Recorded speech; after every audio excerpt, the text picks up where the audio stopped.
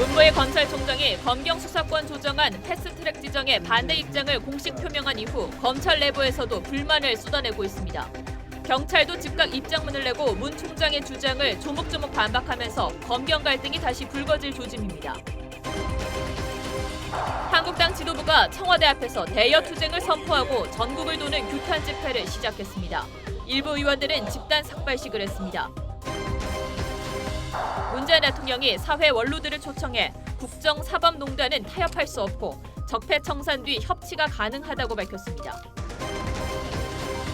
온라인 중고거래로 귀금속 등을 가로챈 일당이 적발됐는데 편의점 택배의 허점을 이용했습니다. 중고거래 판매자에게 건네받은 송장 번호를 가지고 편의점을 찾아 택배 물건 주인 행세를 했습니다. 의붓딸을 살해 유기한 계부가 자신을 성추행범으로 신고한 데 대한 보복으로 범행을 저질렀다고 털어놨습니다. 경찰의 늑장 대응으로 성범죄 피해자가 보호받지 못한 건 아닌지 인권위가 조사에 나섰습니다. 방탄소년단이 빌보드 뮤직 어워드에서 2관왕을 차지했습니다. 한국 가수로는 첫 2관왕 기록입니다.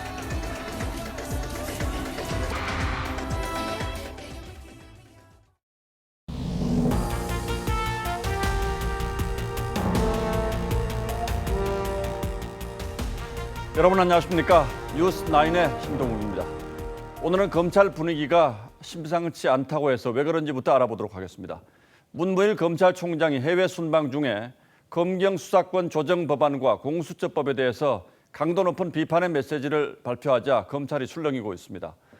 문 총장은 순방 일정을 다 채우지 않고 서둘러 귀국할 거라고 합니다. 대검찰청에 나가 있는 취재기자 연결합니다. 자, 김태훈 기자, 검찰 분위기가 지금 매우 썰렁하다는 거죠? 네, 그렇습니다. 여기 분위기는 한마디로 폭풍 전야입니다. 문무일 검찰총장의 비판에 동조하는 목소리도 나오고 있지만 수뇌부의 대응이 늦어도 너무 늦었다는 싸늘한 분위기도 감지됩니다. 특히 검찰 조직이 공유하는 내부 통신망 이프로스엔 그동안 수면 아래에 있던 비판과 불만이 한꺼번에 터져나오고 있습니다. 아무리 봐도 국민을 위한 법안인지 모르겠다. 아쉬움과 울분이 크다는 등 신속 처리로 지정된 법안 내용에 대한 비판과 감정적 반응이 상당수였습니다. 검찰 내부에선 정치권의 기득권 지키기 논리에 빌려 제대로 된 개혁 방안조차 제시하지 못한 수뇌부를 향한 거친 불만도 감지됩니다. 예, 검찰이 이런 반응에 대해서 여러 가지 얘기들이 나오고 있는데 어쨌든 상황이 긴박하게 돌아가고 있는 것 같군요. 문무일 총장은 언제 귀국합니까? 네, 오만 등 4개국과 범죄인 인도 조약을 체결하기 위해 해외 출장에 나가 있는 문 총장은 남은 일정을 취소하고 모레 오전 귀국합니다. 거취 표명 전망이 잇따르고 있는 가운데 대검은 일단 공식적으로 부인했습니다. 문 총장은 출국 전 대검 간부회의에서 사의 의사를 타진했었다는 전언도 있었습니다. 검찰총장 입장 성명 역시 검찰 간부들의 의견을 물은 뒤 직접 작성한 것으로 알려졌습니다. 문 총장의 귀국 후 행보도 강경해질 것이란 전망도 나옵니다. 2011년 김준규 총장처럼 사의 표명으로 불만을 표시할 가능성도 있지만 실익이 없다는 측면에서 수사권 조정 법안 보완 요구 등 적극적인 공세에 나설 가능성도 제기됩니다. 지금까지 대검찰청에서 TV조선 김태훈입니다. 예, 이렇게 문무일 검찰총장이 작심하고 수사권 조정 법안을 반대하면서 검찰과 경찰의 갈등도 다시 불거질 조짐입니다. 경찰은 수사권 조정안으로 경찰 권력이 커질 거란 검찰의 주장은 사실과 다르다고 반박했습니다. 이유경 기자가 이어서 보도합니다. 문무일 검찰총장이 통제받지 않는 공용 경찰에 대해 공개적으로 비판하자 경찰도 곧바로 반박에 나섰습니다. 경찰청은 자료를 내고 수사권 조정안은 검사의 경찰 수사에 대한 객관적 통제 방안을 강화했다며 경찰이 수사를 하고 종결하는 데 있어 촘촘한 통제 장치를 설계하고 있다고 밝혔습니다. 경찰 수사를 통제하는 방안도 설명했습니다. 검사가 경찰 수사에 대한 보완 수사를 요구할 수 있고 정당한 이유 없이 보완 수사에 응하지 않으면 직무 배제와 징계를 요구할 수 있는 등 견제 장치가 마련돼 있다는 겁니다. 무엇보다 검사가 영장 청구권을 가지고 있는 만큼 언제든 수사에 개입할 수 있다는 게 경찰 측 설명입니다. 정부 경찰을 염두에 둔 문 총장의 국가정보권 독점 언급도 비판했습니다. 경찰 관계자는 감사원과 금융정보분석원 등 주요 사정기관들의 정보가 모이는 검찰이 영장 청구 시 실질적인 근거가 되는 핵심 정보를 쥐고 있다는 겁니다. 패스트트랙에 올라선 검경 수사권 조정안을 둘러싸고 검찰과 경찰이 공개적으로 비판을 이어가면서 앞으로 국회 논의 과정에서 한치의 양보 없는 공방이 재현될 조짐입니다. TV조선 이유경입니다. 그런데 여권 내부에서도 공수처 설치 법안과 검경 수사권 관련 법안에 대한 우려의 목소리가 터져나오고 있습니다. 조홍천, 금태섭 의원이 매우 직설적으로 반대 의견을 내놓자 여권 지지자들이 인신공격성 댓글을 퍼붓기도 했습니다. 여당이 천신만고 끝에 신속 처리 안건으로 지정하는 데는 성공했지만 앞으로 갈 길이 멀어 보입니다. 보도에 김보건 기자입니다. 더불어민주당 조홍천 의원이 검경 수사권 조정은 검찰에서 수사권을 분리하는 것이 목적인데 이번 개정안의 당초 취지는 온데간데 없다고 비판했습니다. 경찰이 통제받지 않는 1차 수사권을 행사하게 돼 과거 국정원에게 모든 사건에 대한 수사권을 준 것과 다름없게 됐다고도 했습니다. 앞서 금태섭 의원도 공수처 설치는 검찰개혁과 반대 방향으로 갈 위험성이 크다고 비판했습니다. 의총에서는 그러니까 다수의 의원들이 찬성하기 때문에 당론을 존중한다고 말씀을 드렸습니다. 청와대와 여당이 주도하는 검찰개혁 법안에 여당 의원들이 공개 반대하자 두 사람의 SNS에는 역시 머리 검은 짐승은 거두면 안 된다더니 내년 총선 공천에 통과되는지 보자 등 인신공격성 댓글이 달렸습니다. 국회 사법개혁특위위원장인 민주당 이상민 의원은 검찰을 비롯한 다양한 의견을 듣겠다고 했습니다. 우려에 대한 일정 부분 일리 있는 그런 부분도 있을 수 있다. 한번 논의는 해봐야 되겠다. 민주당은 문무일 검찰총장에 대해선 당 차원의 공식 대응을 자제하고 검찰의 대응을 좀 더 지켜본다는 입장입니다. TV조선 김보건입니다. 자유한국당은 청와대 앞에서 시작해서 대전, 대구, 부산역까지 경부선을 따라 장외 투쟁을 벌였고 내일은 호남선 투쟁에 나섭니다. 일부 의원들은 집단 삭발로 항의를 표시하기도 했습니다. 최원국 기자가 취재했습니다. 독재 타도 9시 30분 청와대 앞. 문재인 정권은 악법 패스트 트랙을 철회하고 정상적인 국정 운영으로 돌아오지 않는다면 국민의 분노가 청와대 담장을 무너뜨릴 것임을 11시 서울역. 좌파 독재 정권의 폭거를 시민 여러분들이 함께 막아주십시오, 여러분. 1시 대전역. 3시 30분 동대구역. 6시 부산역. 자유한국당 황교안 대표와 당 지도부는 오늘 하루 경부선을 따라 선거법과 공수처법 신속처리 안건 지정에 항의하는 장외 집회를 열었습니다. 내일은 호남선을 따라 광주, 전주에서 집회를 열고 이번 주말 서울 광화문에서 대규모 주말 집회를 이어갑니다. 국회에서는 김태흠, 이장우, 윤영석, 성일종 의원이 집단 삭발로 신속처리 안건 지정에 항의했습니다. 저희 삭발 시기 자그마한 불씨가 되어 문재인 좌파 독재를 막는데 민주당은 추경 처리 등 현안이 산적한 상황에서 국회 정상화가 국민의 요구라며 가출 정치를 중단하라고 했습니다. TV조선 최원국입니다. 이번 사태 와중에 여야가 사상 유례없는 고발전을 벌였습니다. 수십 명의 의원들이 검찰에 고발됐고 특히 국회 선진화법 위반의 경우는 피선거권 박탈로까지 이어질 수 있기 때문에 내년 총선은 검찰에 달려있다는 얘기도 나오고 있습니다. 파장이 어디까지 미칠지 따져보겠습니다. 자, 강동훈 기자, 일단 고소고발된 인원이 몇 명이나 됩니까? 여야 의원과 국회의장까지 합치면 총 79명입니다. 뭐 거의 3분의 1에 가깝군요. 예. 전부 선진화법 위반입니까? 아닙니다. 이 선진화법 위반으로 고발된 건요. 자유한국당 의원 49명뿐입니다. 예. 한국당이 고발한 민주당과 정의당 의원 그리고 국회의장은 공동상해와 직권남용 혐의 등으로 고발이 되어 있습니다. 문제는 국회 선진화법은 처벌이 굉장히 강력하다는 데 있지 않습니까? 네. 법이 제정된 뒤에 이런 처음이죠. 그렇습니다. 이 법을 좀 잠깐 보면요. 예.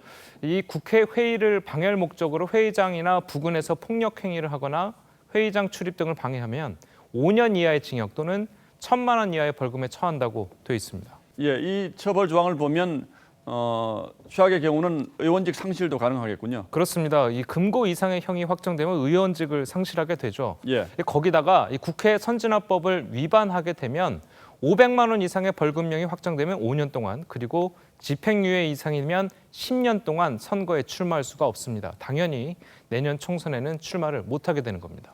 정치인 입장에서는 뭐 치명적이 될 수도 있겠는데, 예. 자, 그럼 유죄가 될 가능성은 어떻게 보고 있습니까? 일단 유죄로 기소만 된다면요, 이 유죄 판결이 날 가능성이 굉장히 크다는 게 법조계의 시각입니다. 사진이라든지 이 동영상 뭐 이런 증거들이 꽤 있기 때문입니다.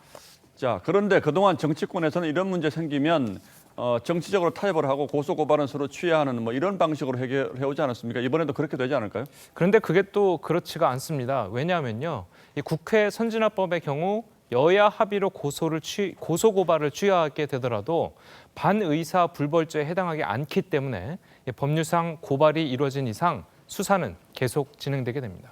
그렇다면 결국 검찰에 달려있다 이런 얘기가 그래서 나오는 거군요. 예, 맞습니다. 그렇지만 이 검찰 내부에서도 이번 사건이 굉장히 부담스러운 것은 사실입니다. 그렇겠죠. 이 국회의원 49명의 명운을 건 수사인데다가 이 한국당이 수사에 비협조적으로 나올 가능성도 높고 또 정치적인 탄압이라는 주장을 할 수 있기 때문인데요. 자, 그래서인지 원래 서울중앙지검 공안 2부에 배당됐던 국회 선진화법 위반 건은 이 서울 남부지검으로 옮겨졌습니다. 검찰은 이에 대해서 이 남부지검이 관할이어서 옮겼다 이렇게 이야기하곤 하지만 이 주요 사건은 중앙지검에서 맡아서 했던 전례를 보면 이번 사건이 부담스러운 건 사실인 것 같습니다. 그리고 이 국회 선진화법 첫 적용 사례라 법리 검토에만 시간이 걸릴 수도 있고요. 결국 내년 총선 전까지 기소를 안 하고 수사 속도를 늦출 거라는 전망도 나오고 있습니다. 그런데 총선에 당선됐는데 그 다음에 또 기소되면 이것도 또 문제가 될 수 있겠군요. 예. 자, 어쨌든 복잡한 문제입니다. 강동원 기자 잘 들었습니다.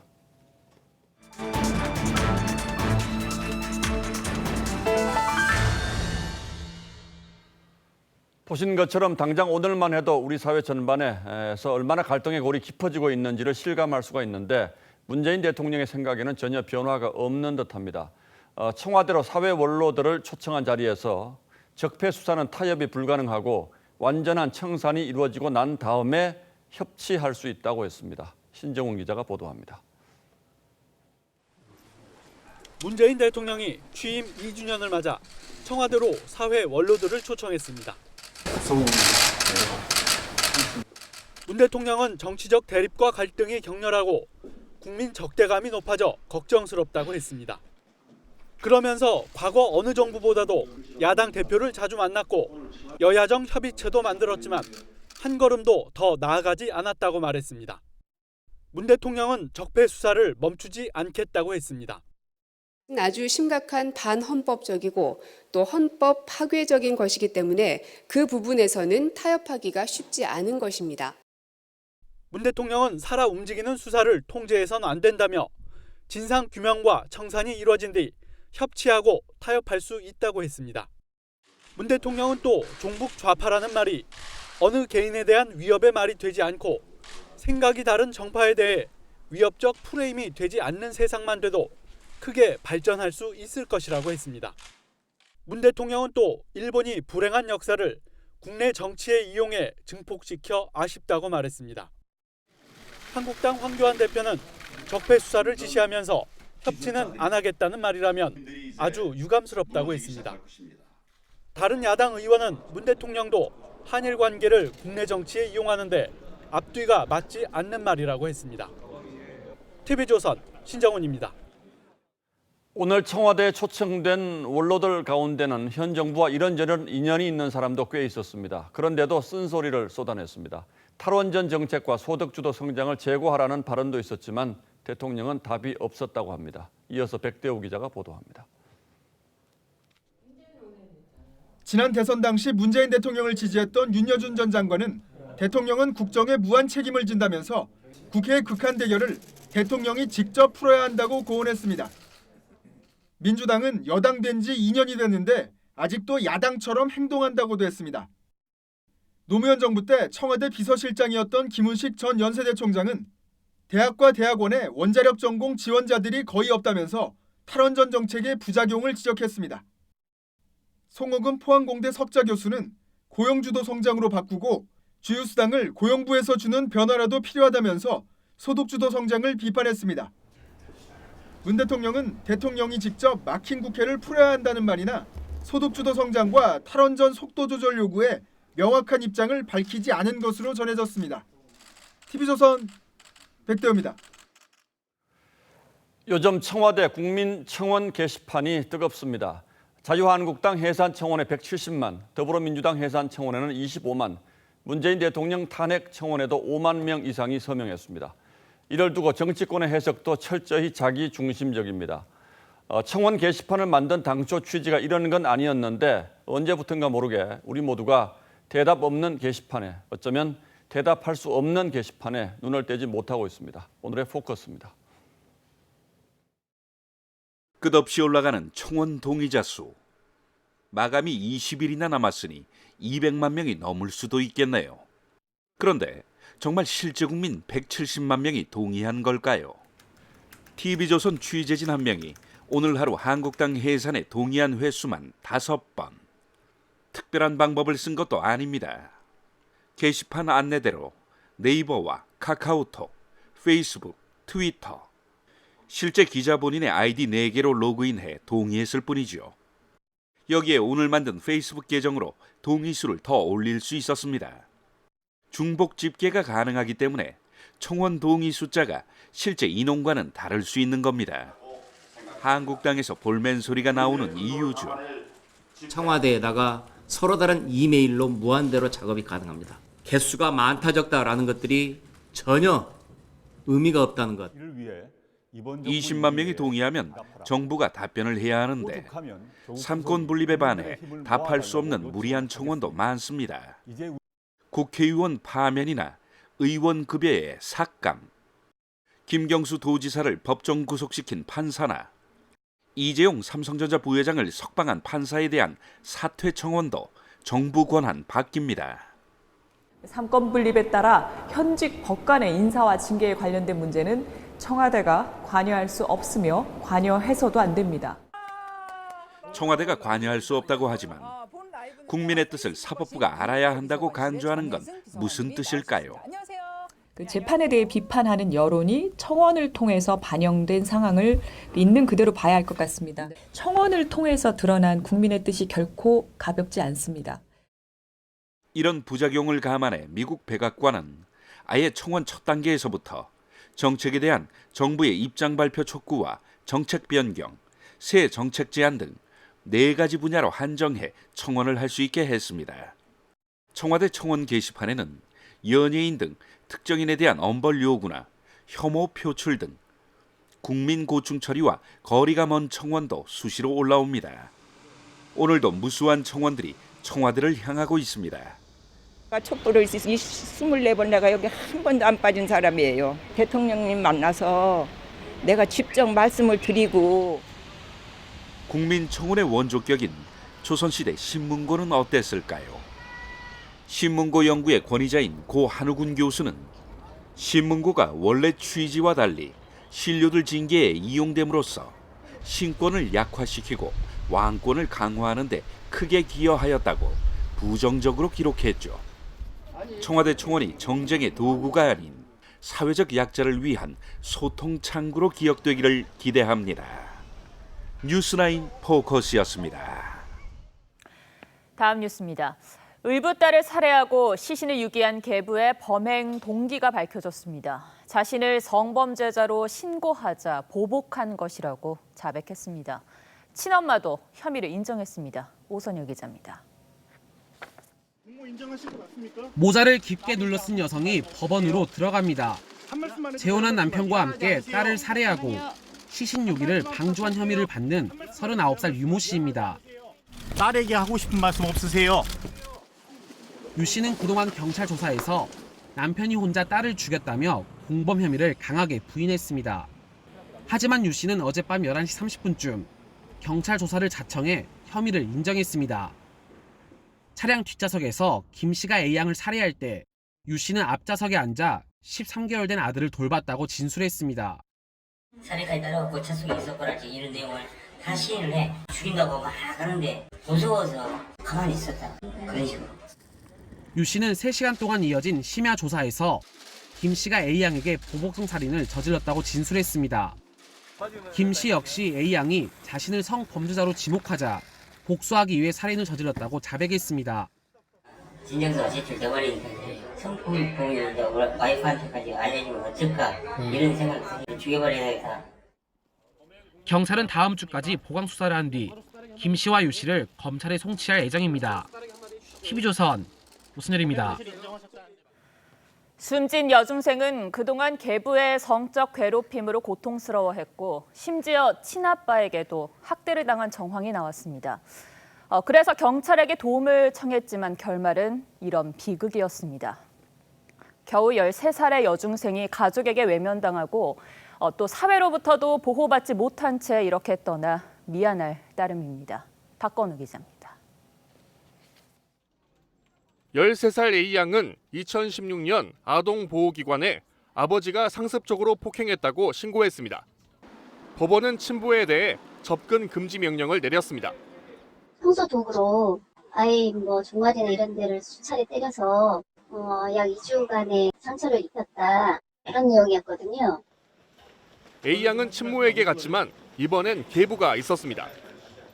막 두들 패고 밖에다 내부라고 문을 잠가보고 또 어디로 사료로 꽂고 가고 막 뜯고 그랬다 가게. A양은 또다시 아버지가 사는 곳으로 왔지만 계부는 휴대전화로 음란물까지 전송했습니다.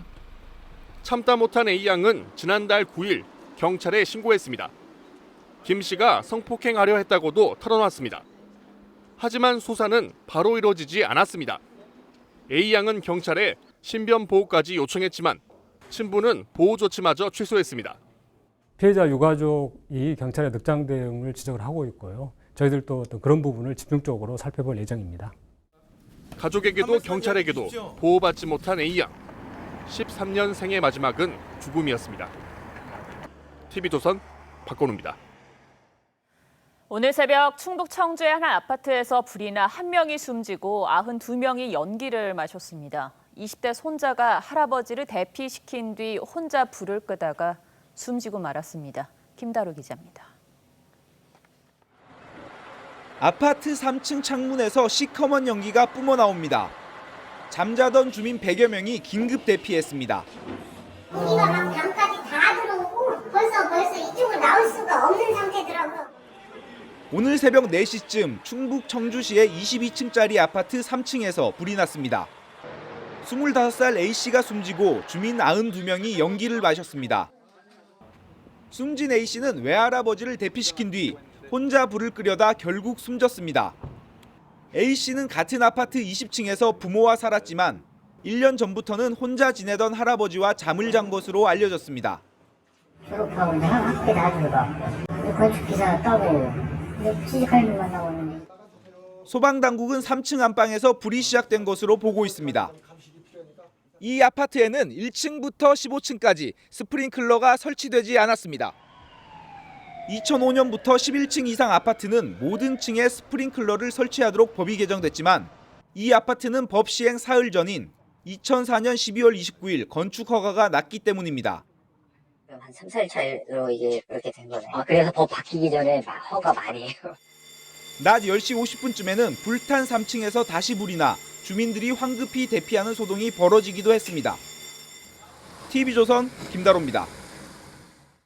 서울 강남의 한 대형 교회에서 신도들 사이에 물리적 충돌이 일어났습니다. 교회 운영권을 두고 원로 목사 측과 담임 목사 측이 다툼을 벌인 건데 무슨 일이 벌어진 건지 김주영 기자가 보도합니다.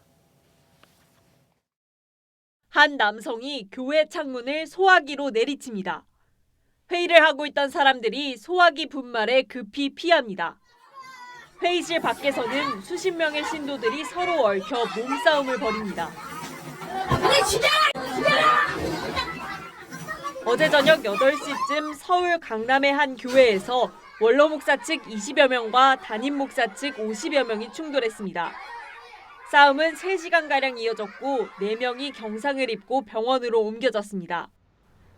이 교회는 3년 전부터 담임 목사와 원로 목사로 신도들이 나뉘어 서로 비리를 고발하는 등 법적 분쟁이 계속되고 있습니다. 교회 건물 1층은 원로 목사 측이, 2층은 담임 목사 측이 사용하며 예배도 따로 열립니다.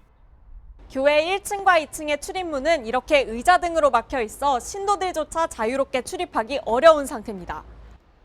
어제는 교회 의사결정기구인 당회 개최를 놓고 갈등이 불거졌습니다. 지난 1월 법원의 가처분 결정에 따라 당회장을 원로 목사 측 변호사가 대행하는데 당회 개최를 원하는 측과 반대하는 측이 충돌하며 폭력 사태로 번진 겁니다. 법적인 당회를 방해하는 행위는 대한민국 법치를 무너뜨리는 행위입니다. 불신자가 당회장의 역할을 하기 위해서 온다는 것 자체가 만약에 스님이 교회 당회장 목사로 왔다고 생각하시면 받아들일 수 있겠습니까? 경찰은 폭행 피해자가 고소하면 정식 수사에 들어갈 방침입니다. TV조선 김주영입니다. 온라인 중고거래를 통해 귀금속 등 수천만 원 상당의 물건을 가로챈 일당이 잡혔습니다. 그런데 처음 보는 수법이라 유념하셔야겠는데요. 이들은 반드시 편의점 택배로 물건을 보내라고 했답니다. 장윤정 기자가 더 자세히 알려드립니다. 편의점 계산대 앞에서 한 남성이 점원에게 말을 겁니다. 점원은 택배 상자를 확인한 뒤 남성에게 건네줍니다. 21살 A씨 등 4명이 편의점 택배 물품을 가로채는 모습입니다. A씨 일당은 중고거래 판매자에게 건네받은 송장 번호를 가지고 편의점을 찾아 택배 물건 주인 행세를 했습니다. 조금 전 맡겼던 택배 접수를 취소하고 싶으니 물건을 돌려달라고 속여 그대로 훔쳐 달아난 겁니다. 송장을 보여주면 송금하겠다고 속였고 택배사 유니폼을 입는 대담함도 보였습니다. 이들은 올해 초 한 달여 동안 9차례에 걸쳐 5,400만 원어치를 가로챘습니다. 택배 관리가 느슨한 편의점을 골랐습니다. 피해자들은 주로 우측 택배가 마감된 이후에 피해자들과 물품 거래 접속을 하고요. 편의점 택배 허점을 피해자들은 알고 있었기 때문에 중고거래 사이트에 값비싼 금팔찌 등을 내놓은 사람들이 표적이 됐습니다. 그걸 상입당했다고 아는 순간 하늘이 무너졌었죠. 저희가 이제 부모님 병원비 때문에 목돈을 되게 필요했었는데 가담 정도가 큰 A씨 등 3명은 지난달 말 구속됐습니다. TV조선 장윤정입니다. 불발 확률이 90%가 넘는 가스총 탄약을 팔아온 일당이 붙잡혔습니다. 보통 이런 가스총은 은행의 청원 경찰 등이 위급 상황에 대비해서 지니고 있는데 만약 이 탄약으로 강도와 맞섰다면 정말 큰일 날 뻔했습니다. 하동원 기자입니다. 경찰이 사무실을 압수수색합니다. 가스총에 쓰는 약재탄이 쏟아져 나옵니다. 오래된 폐기용 약재탄입니다. 각인하는 거네. 각인, 위조하는 거. 56살 A씨 등 25명은 지난 2016년부터 만든 지 2년 넘은 가스총 약재탄을 수거해 재판매했습니다. A씨 등은 약재탄에 있던 제조 날짜를 지운 뒤 가짜 점검 스티커를 붙여 새 것처럼 속였습니다. 전국의 은행과 공공기관 등 6천여 곳에 15,000여 개를 팔아 13억 원을 챙겼습니다. 경찰 실험 결과 이들이 판매한 약재탄을 쓴 가스총은 작동하지 않았습니다. 경찰은 이들이 판 약재탄의 불발 확률이 90% 이상이라고 밝혔습니다. 약재탄을 구입한 금융기관은 황당합니다. 혹시나 강도가 들어오게 되면 네, 당할 수밖에 없는 거죠. 무슨 위협까지 받았어요. 경찰은 가스총 약재탄의 사용 연한이 정해져 있지 않다며 제도 개선이 필요하다고 밝혔습니다. TV조선 하동훈입니다. 태양광이나 풍력 발전으로 생산된 전기를 배터리처럼 저장했다가 필요할 때 쓸 수 있도록 하는 장치를 ESS라고 합니다. 그런데 지난해부터 이 ESS에서 화재가 연이어 나고 있죠. 정부가 몇 달 동안 원인 조사를 벌였는데 결국 밝혀내지 못했습니다. 그러는 사이에 업계의 피해가 눈덩이처럼 불어나고 있습니다. 임유진 기자가 취재했습니다. 폭발과 함께 불길이 치솟습니다. 에너지 저장 장치 ESS 화재입니다. 연이은 화재에 정부는 지난해 하반기 전수 점검까지 벌였지만 불은 또 났습니다. 최근 2년 동안 태양광과 풍력발전소의 ESS 화재는 21건이나 됩니다. 올 들어선 민간까지 조사에 투입됐지만 원인은 못 찾았습니다. 복잡한 시스템입니다. 화재가 나면은 전소하는 그러한 물리적인 특성이 있어서 정부는 애당초 사고 원인 발표를 3월로 예정했다가 5월로 미뤘고 오늘 또 6월로 연기했습니다. 업계는 비상입니다.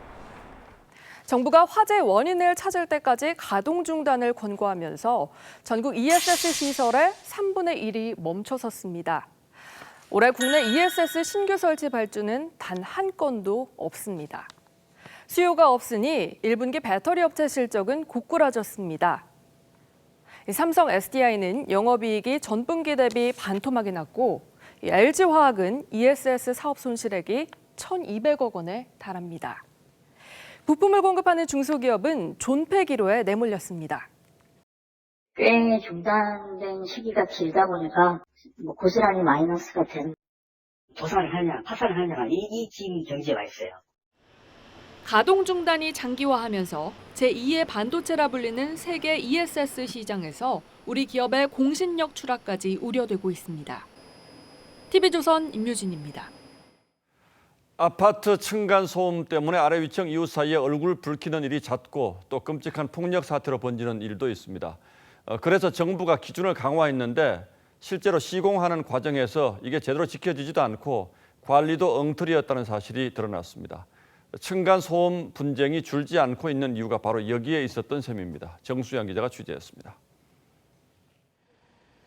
지난 2017년 서울의 한 아파트에서 살인 사건이 벌어졌습니다. 층간소음 갈등 끝에 벌어진 일입니다. 어떻게 내려왔는지 큰 소리가 났지. 조용해요.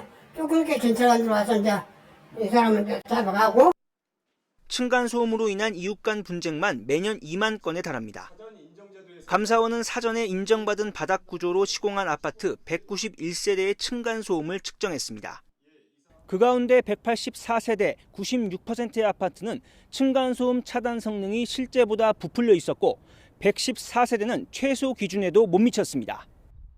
성능 시험을 담당하는 한국토지주택공사와 한국건설기술연구원이 조작된 품질 성적서를 인정하는 등 기준과 절차를 제대로 지키지 않아 현재 사전 인정받은 바닥 구조의 95%를 신뢰하기 어려운 상황입니다.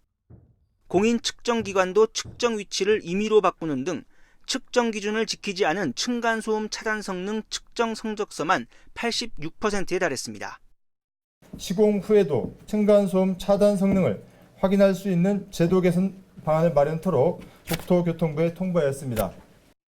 감사원은 입주민 피해 대책 등을 빨리 수립하라고 국토부 등에 통보했습니다. TV조선 정수양입니다. 베네수엘라에서 이틀째 현 대통령의 퇴진을 요구하는 대규모 반정부 시위가 이어지고 있습니다. 사상자가 속출하고 국민들은 국경을 넘는 필사의 탈출을 하고 있습니다. 먼저 김지수 기자입니다. 시위대가 장갑차를 향해 돌을 던집니다. 이어 오토바이를 탄 국가수비대가 나타나 최루탄을 쏘며 시위대 해산을 시도합니다. 베네수엘라에서 반정부 시위가 이틀째 계속됐습니다. 과이도 국회의장은 마두로 정권 퇴진 압력을 강화해야 한다며 총파업 동참과 군부의 전향을 촉구했습니다. No solamente hasta que logremos el cese de la usurpación que está cerquita, está a la vuelta de la esquina, mientras mantengamos la presión en las calles. 친정부 시위대도 맞불 집회를 열었습니다. 여당 측은 군이 여전히 마두로 뒤에서 단결하고 있다고 주장했습니다. La justicia los está buscando y más temprano que tarde irán a la cárcel a pagar su traición y sus delitos. 어제 한 명이 숨지고 100명 넘게 다친 데 이어 오늘도 희생자가 나오고 46명이 더 다친 상황. 시위 첫날에만 800명 넘는 베네수엘라 주민이 브라질 국경을 넘었습니다. 평소보다 3배 많은 수치입니다. Pura esperanza nada más, es lo que espera el pueblo, pero es que tantas marchas, tanto lo mismo, conche, ya el pueblo me va a perdonar, pero se cansa. 정전에 식량난과 식수난이 겹친 데다 유혈 충돌까지 발생하면서 고국을 등지는 베네수엘라에는 더 늘어날 전망입니다. TV조선 김지수입니다. 이렇게 혼란에 빠진 베네수엘라를 두고 미국과 러시아는 장외에서 충돌하고 있습니다. 미국이 임시 대통령을 자처하는 과이도 국회의장 편에 서서 군사 개입 가능성을 거론했고 현 대통령 편에 선 러시아는 미국에게 간섭하지 말라고 경고했습니다. 유혜린 기자입니다. 베네수엘라 반정부 시위가 고조된 현지 시간 1일, 마이크 폼페이오 미국 국무장관은 군사 개입 가능성이 열려 있다고 밝혔습니다. Military action is possible. If that's what's required, that's what the United States will do. 또 러시아가 마두로 대통령의 쿠바 망명을 막았다며 지원을 중단하라고 촉구했습니다. 러시아는 반발했습니다. Это было настолько невероятно увидеть официальную оценку высокопоставленного представителя администрации США вот с таким очевидным фейком. 세르게이 라브로프 러시아 외무장관은 폼페이오 장관과 통화에서 미국의 간섭이 심각한 국제법 위반이라고 경고했습니다. 또 미국의 공격적 행보가 중대한 결과를 초래할 위험이 있다며 군사 개입을 반대했습니다. 이미 러시아가 베네수엘라에 병력과 무기를 보낸 상황에서 미국이 군사력을 투입할 경우 충돌이 빚어질 수 있습니다. And also be prepared to support the president should he require more from the U.S. military. 갈등이 심화할 경우 베네수엘라 사태가 미국과 러시아의 대리전 양상으로 진행된 시리아 사태의 재판이 될 수 있다는 우려도 나옵니다. TV조선 유혜림입니다. 이번 주말 대관식을 앞둔 태국 국왕이 깜짝 결혼을 발표했습니다. 이번이 4번째 결혼인데 새 왕비는 승무원 출신 근위대장이었습니다. 송지욱 기자입니다. 방콕 두시궁전 암뽀른 사단 왕좌의 방. 태국 국왕이 결혼 서약 의식을 시작합니다. 신부가 꽃바구니를 건네자 국왕은 왕비가 될 새 부인에게 성혼의 물을 붓습니다. 깜짝 결혼의 상대는 다름 아닌 태국 왕실 근위대장 수티나입니다. 올해 41살, 태국 국왕과는 26살 차이가 나는 수티나 왕비는 타이항공 승무원 출신으로 2014년 왕실 근위대 부사령관으로 발탁된 뒤 지금의 국왕 곁에서 밀착 경호해왔습니다. 2017년에는 왕족이 아닌 여성이 받을 수 있는 최고 자귀인 탐푸잉을 받으며 국왕과의 연문설도 났지만 두 사람은 관계에 대해 일절 털어놓지 않았습니다. 국왕은 오는 4일부터 6일까지 거행되는 대관식을 사흘 앞두고 근위대장과 식을 올린 뒤 결혼한 사실을 밝혔습니다. 태국 국왕은 이번이 4번째 결혼으로 7명의 자녀를 두고 있는데 부친 푸미폰 국왕이 3년 전 숨진 뒤 장례식 등을 이유로 대관식을 미뤄왔습니다. 태국 왕실에서 69년 만에 열리는 이번 대관식엔 20만 명이 넘는 인파가 몰릴 것이란 전망입니다. TV조선 송지욱입니다. 미국의 권위 있는 대중음악 시상식인 빌보드 뮤직 어워즈에서 방탄소년단이 2관왕을 차지했습니다. 매번 새 역사를 쓰는 방탄소년단, 빌보드 2관왕 역시 한국 가수로는 처음입니다. 이루라 기자입니다. 팬들의 함성 소리와 함께 방탄소년단이 무대에 오릅니다. SNS 인기를 보여주는 톱 소셜 아티스트 3년 연속 수상에 이어 듀오나 그룹에게 주어지는 톱 그룹 상까지 받는 2관왕의 영광을 안았습니다. 특히 마룬5 등 쟁쟁한 스타들을 꺾고 거머쥔 톱 그룹 상은 한국 가수로선 처음입니다. 방탄소년단은 소감 발표에서 우리는 여전히 6년 전의 그 소년들이라며 같은 꿈을 꾸며 같은 생각을 하며 계속해 함께 최고의 꿈을 꾸자라고 팬들에게 화답했습니다. 미국 팝 가수 할시와의 합동 무대도 처음 공개됐습니다. 신곡 작은 것들을 위한 시에서 피처링한 할시는 검정과 흰색으로 의상을 바꿔가며 방탄소년단과 마치 한 팀 같은 안무를 선보였습니다. 방탄소년단의 인기는 앞서 펼쳐진 레드카펫에서도 입증됐는데 Tanya, don't freak out. BTS is here. BTS is like right here. We heard the screams wherever you go. They follow. 방탄소년단은 시상식 백스테이지에서 마돈나, 드레이크 등 세계적 톱스타들과의 인증샷을 남기며 월드스타의 위엄을 뽐내기도 했습니다.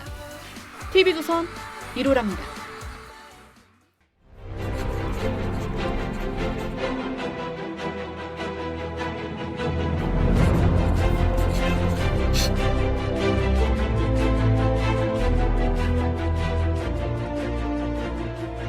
우리 정치권에 등장했던 고사성어 가운데 단연 압권한 토사구팽입니다.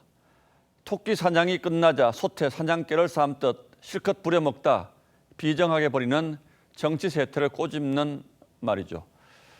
그러나 검찰도 정치판 못지않게 고사나 시, 명언이 자주 인용되는 곳입니다. 그만큼 풍파가 잦았기 때문입니다. 한시에 밝았던 송종의 전 법대처장은 검찰을 떠나면서 토사구팽 비슷한 명심보감 구절을 거론했습니다. 모든 일은 이미 분수가 정해져 있는데 부질없이 바삐 움직이는구나. 문무일 검찰총장은 이례적으로 임명장을 받는 자리에서 한시를 읊어 화제가 되었습니다. 누에는 따뜻하기를 바라는데 보리는 춥기를 바라네. 나그네는 맑기를 바라는데 농부는 비 오기를 바라네. 대통령의 고충을 위로한 것이었다고 합니다만 검찰 개혁을 놓고 청와대와 입장이 다르다는 점을 암시했다는 해석도 있었습니다. 임기를 80여일 남긴 문무일 총장이 공수처와 수사권 조정 법안을 공개 비판하며 청와대에 반기를 들었습니다. 민주주의 원리에 어긋난다는 말에 격한 분노가 묻어납니다. 하지만 검찰의 운명은 누구보다 일찍 문 총장이 감지했을 겁니다. 대통령은 문 총장에게 임명장을 주면서 이렇게 말했습니다. 정치 줄대기로 혜택을 누려온 정치 검찰의 모습을 통렬히 반성하고 책임을 묻는 것이 총장의 역사적 사명이라고. 그 뒤로 검찰은 이른바 적폐청산에 앞장섰습니다. 워낙 서슬퍼렇게 맹렬히 쫓아다니는 검찰을 보며 혹시 검찰개혁과 관련이 있는 것 아니냐는 시선도 그래서 없지 않았죠.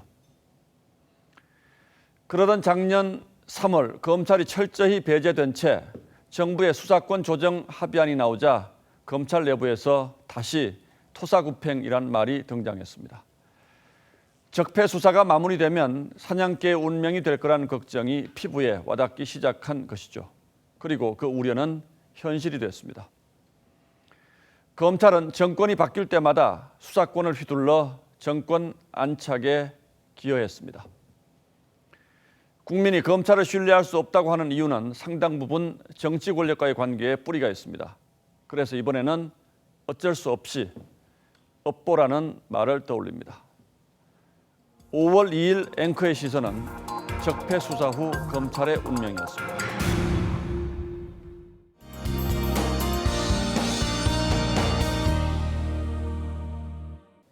네, 오늘 낮에는 여름 기운이 벌써 느껴질 만큼 햇살이 뜨거웠죠. 내일도 마찬가지입니다. 충북, 경북 지역은 27, 8도 선까지 올라 덥겠는데요. 그런데 아침과 밤으로는 기온이 크게 떨어져 쌀쌀한 곳도 있습니다.